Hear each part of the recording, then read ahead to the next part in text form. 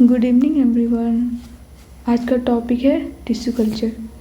Tissue culture 1950 में scientist ने एक बात बताया था कि whole plant could be regenerated from explant. अब ये कैसे होता है उसको समझते हैं। एक प्लांट लेते हैं, उसमें से उसका कोई पार्ट, कोई टिश्यू या सेल निकालते हैं जिसको एक्स प्लांट बोलते हैं। इसको क्या करते हैं, हम लोग एक टेस्ट ट्यूब में ट्रांसफ़र कर देते हैं इस एक्स प्लांट को। अब इस एक्स प्लांट को हमें ग्रो करवाना है तो उसके लिए कुछ कंडीशन होना चाहिए।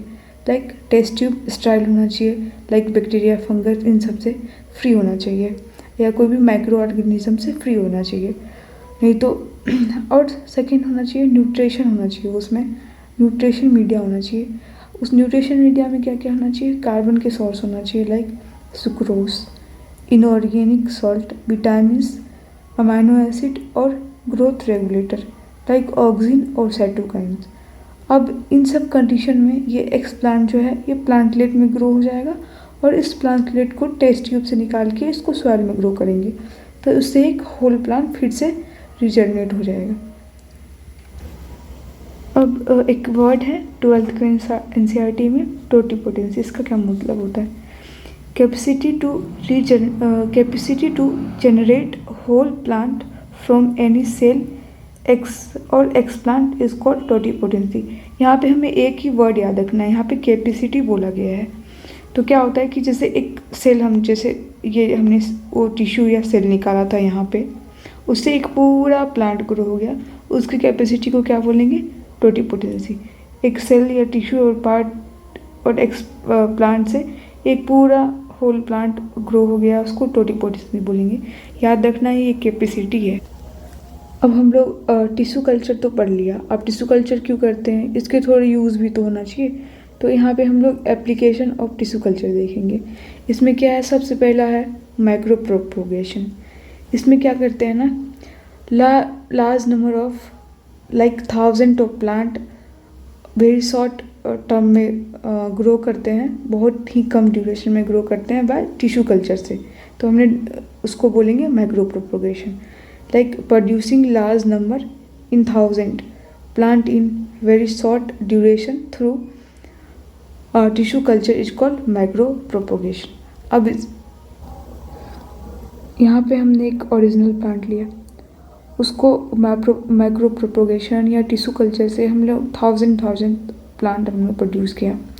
अब ये ओरिजिनल प्लांट है और उसकी जो ये प्रोजेनी है जो कि टिश्यू कल्चर के बाद प्रोड्यूस हुए हैं, वो दोनों जेनेटिकली सिमिलर होंगे, मॉर्फोलॉजिकली भी सिमिलर होंगे। अब उसको ये जेनेटिकली आइडेंटिकल जो प्लांट है उसको क्या बोलेंगे, सोमा क्लोन। मतलब ये जो प्रोजेनी है और ये जो ओरिजिनल प्लांट है, ये आपस में क्या है, सोमा क्लोन है। अब सेकेंड एप्लीकेशन क्या है, recovery of healthy plant from disease plant.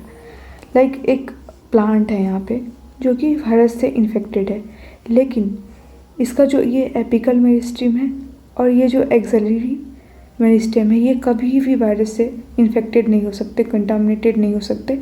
मतलब ये हर वक्त वायरस फ्री रहेंगे। तो इसमें क्या करते हैं, इस मेरिस्टेम को हम लोग निकाल लेते हैं, उसका क्या करते हैं, हम लोग टिश्यू कल्चर करवाते हैं। इन मेरिस्टेम को हमने निकाल लिया, उसका इन विट्रो ग्रो उसको क्या किया, मेरिस्टेम को इन विट्रो ग्रो किया, मतलब टिश्यू कल्चर किया। उससे क्या होगा, हमें एक नया प्लांट आएगा जो कि वायरस फ्री है। तो ये एक एप्लीकेशन है। सेकेंड एप्लीकेशन है recovery of healthy plant from disease plant. अब यहाँ पे कुछ एग्जांपल है, लाइक बनाना है, शुगर केन है और पोटैटो है। इन सब का मेरिस्टेम हमने कल्चर कर लिया है अभी तक।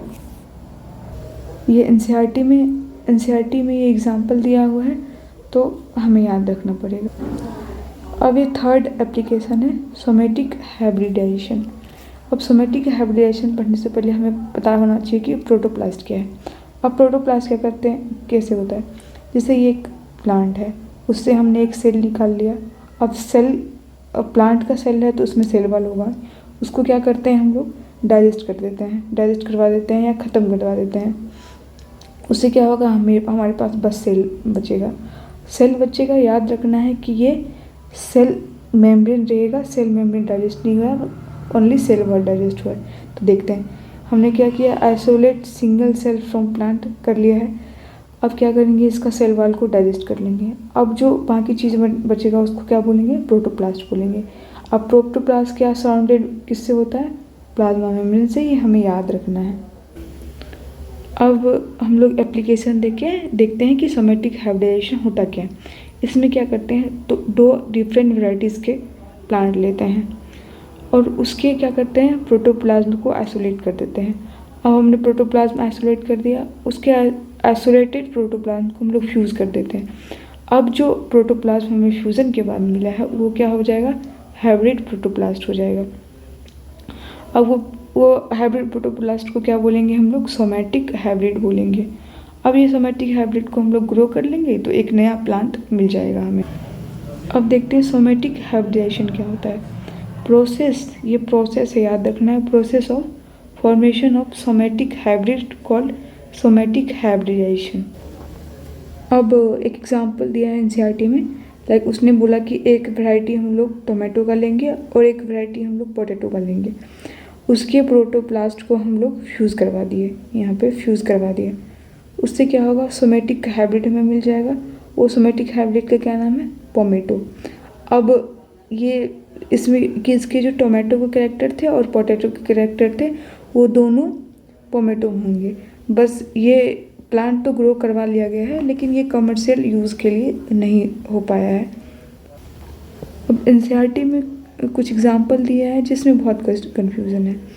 ये जो सारे एग्जांपल है, टोमेटो, बनाना, एप्पल, फिर बनाना, शुगर केन, पोटैटो, ये सब जो है ये सब टिश्यू कल्चर के एग्जांपल है। लेकिन अगर यहाँ पे टोमेटो, बनाना और एप्पल इन तीनों में पूछेगा, इन तीनों में अगर क्वेश्चन आएगा तो ये याद रखना है कि ये produce commercially by tissue culture, ठीक है। और ये बनाना और शुगर केन और पोटैटो, इसका ये तीनों ये दिया है कि मेरिस्टेम इनका कल्चर कर लिया गया है। तो ये हम लोग को ध्यान देना है कि कमर्शियली जो है टिश्यू कल्चर इन तीनों में किया गया है और मेरिस्टेम किसका कल्चर किया गया है, बनाना, शुगर केन और पोटैटो का, याद रखना। और इनमें से ये सब एग्जाम्पल है टिश्यू कल्चर के, तो ये हमें याद रखना है, कन्फ्यूज़न वाली बात है ना। Thank you everyone.